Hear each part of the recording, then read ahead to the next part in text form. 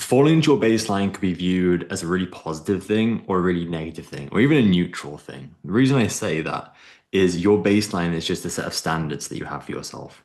Now, the set of standards you have for yourself can alternate all the time. When you're in a period of your life where it's a priority to be extremely focused and locked in on your work, for example, your baseline is going to be far, far higher than if you're on vacation, you're on holiday with your friends and your family. Your baseline is just going to be having a good time. Maybe you go to the gym, spend some time learning something, reading, whatever the case may be. So when we think about baseline, it's something we can be proud of or something that we can almost be ashamed of because we know that we can achieve so much more.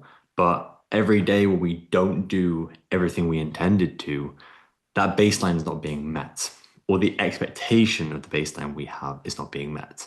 Now, you're probably thinking, how can you improve your baseline?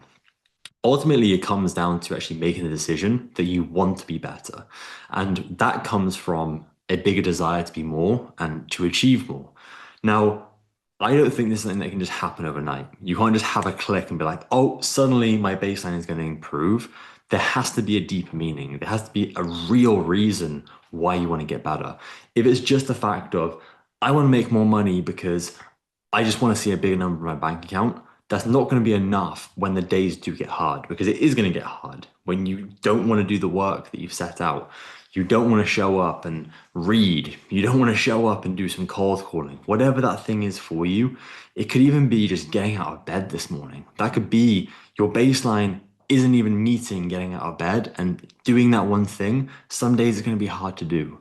So ultimately, your reason has to be big enough. Now, how do you really tie that reason to the activities that you're doing?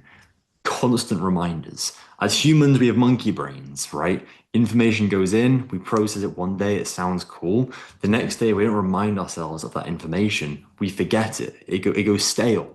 It almost becomes irrelevant in our minds.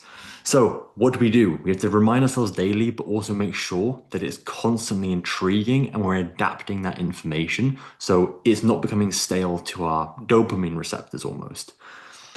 What I mean by this is when you notice that the drive for that initial thing is not as strong as it was, you need to reevaluate where that drive is now moving to. Let's say the original goal was to retire your family, but now you've realized, okay, that's a cool goal, but at this moment in my life, that's not as exciting as buying a jet ski is. I don't think you should buy a jet ski, but if you want to get a jet ski and that's really exciting in the moment, for sure, put that down.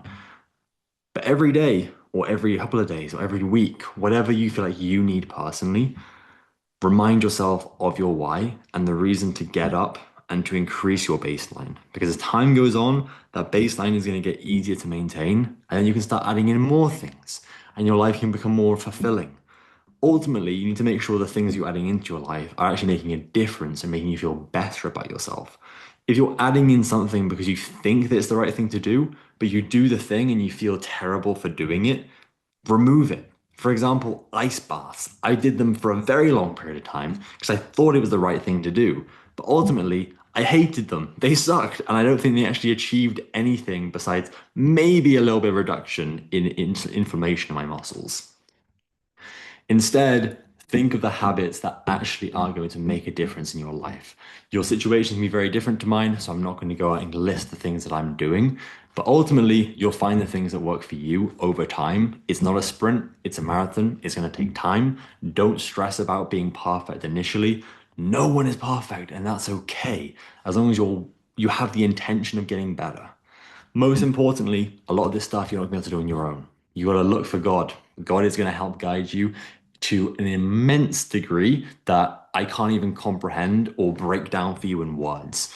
So ultimately, build that relationship first. That should be the priority. Then everything else can come after that. Have a blessed, blessed day.